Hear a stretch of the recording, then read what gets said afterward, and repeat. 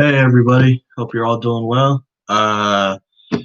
Today I just want to do a commemorative speech to one of the motivating legends that I have witnessed in my life through his famous book, Can't Hurt Me. I'm not here to try to boost his book sales or do anything like that. I'm here to just tell you about a man who has been a very huge inspiration for me ever since I got out of the military this year. So this guy, such a legend in my eyes and a tremendous motivator and inspiration. Um, Let me tell you a little bit about him. He is the one military guy that I've ever basically read about that has actually completed the most toughest trainings in military history. He's the only one that has finished Navy SEAL training, Army Ranger School, and the paratroopers for the Air Force. But I'm pretty sure I might have butchered that. Yes, Air Force Tactical Air Controlling. That's what he also finished. And I can tell you right now, I haven't done any of those three.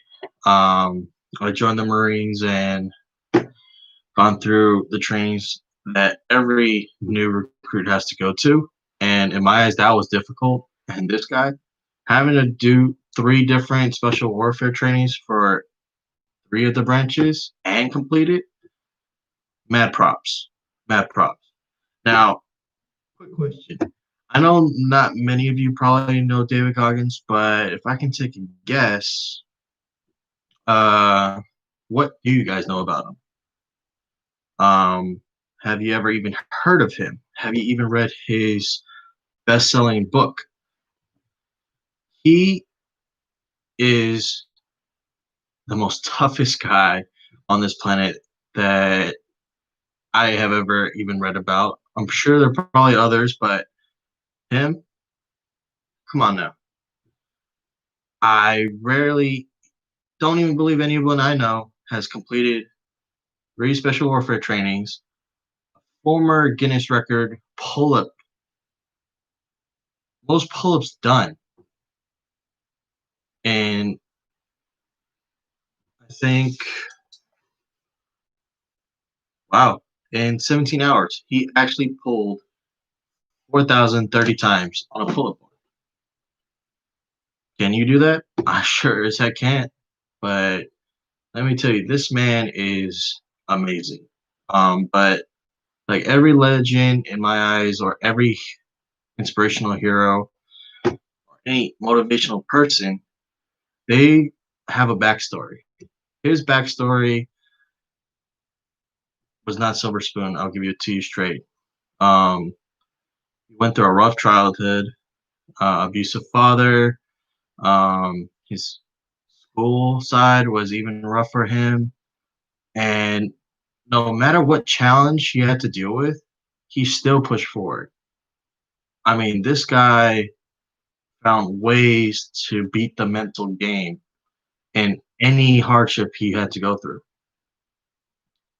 Let me ask you this: how many people that you've known actually gone through Navy SEAL training multiple times?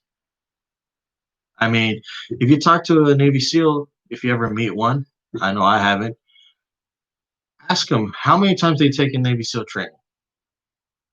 I guarantee you, they more than the most common answer is probably one. This man has taken it more than two, three times, and he never gave up. He got hurt and everything, but he never gave up. He pushed through everything. He pushed through all his life challenges. He just kept finding every single ounce of whatever was left in the tank to just push through.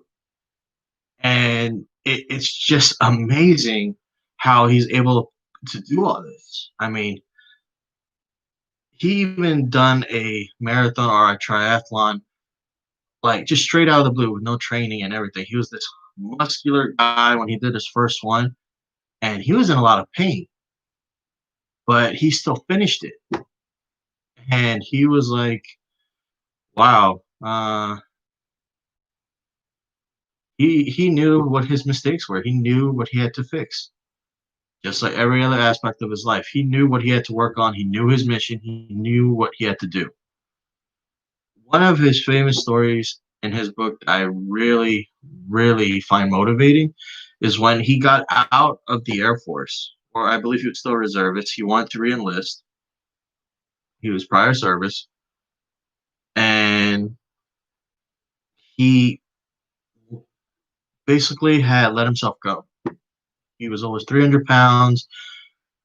He had a good job. He was eating a lot. He basically do what probably most and not every service member who gets out does. Let themselves go. I know I have. And I can tell you right now, I don't even enjoy looking at myself in the mirror, regardless. And for himself, he even had those moments too. And next thing you know, all it took for him to really open his eyes was one commercial, and it was about the Navy SEALs. And that motivated him to get back in it, get back in the game. Crazy part is when he tried to get back in the game, he got denied by every recruiter that he went to see from different counties in his area. He drove everywhere. When everybody looked at him, they were like, no. They even laughed at his face until one recruiter gave him that chance, gave him the timeline, gave him everything he had to know he had to do to accomplish to even make it to get in, to get back in. And guess what? He dropped that weight like crazy. He even mentions how he did it. He even mentions what he did to study for the ASVAB, which was also difficult for him. He pushed through everything. And he is a big inspiration to me.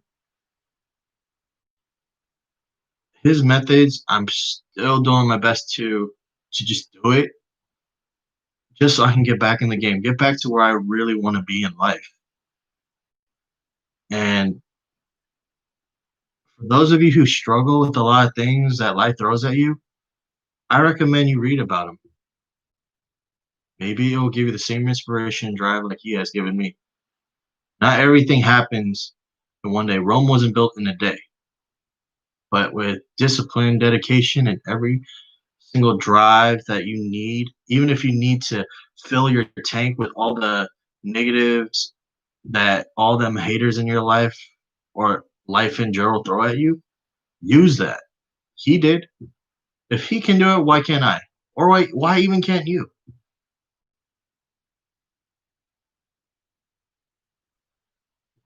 I'm just, mind blown by this. And even though I didn't have the honor to meet him in person, I wish I could someday.